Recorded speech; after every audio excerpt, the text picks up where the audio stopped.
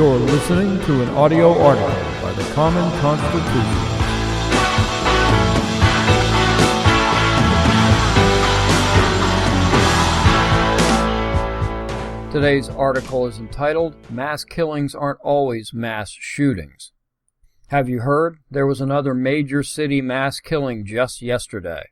33 victims are confirmed dead and another 36 were injured, but the investigation is ongoing.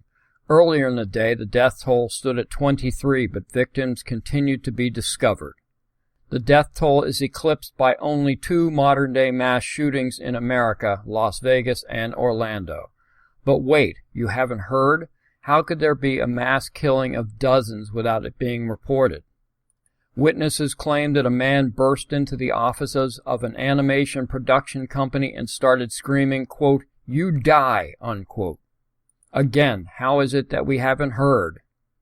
Well, it may be that the animation company wasn't in Hollywood or even in America. It was in Kyoto, Japan.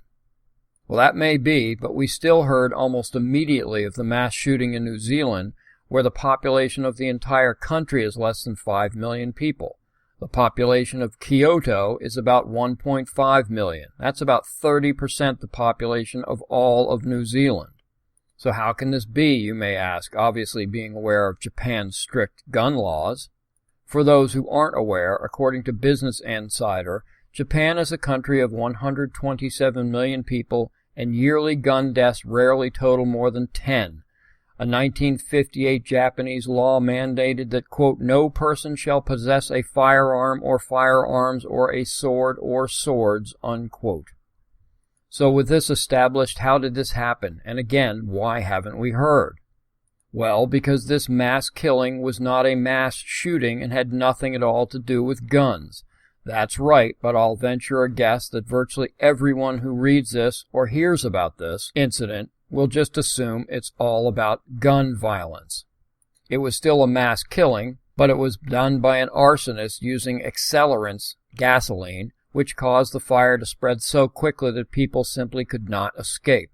Quote, police gave no details of the motive of the 41-year-old man, but a witness told Japanese TV that the attacker angrily complained that something of his had been stolen, possibly by the company, unquote. Quote, he sounded like he had a grudge against the society, and he was talking angrily to the police, too, though he was struggling with pain, unquote, the witness told Kyoto News.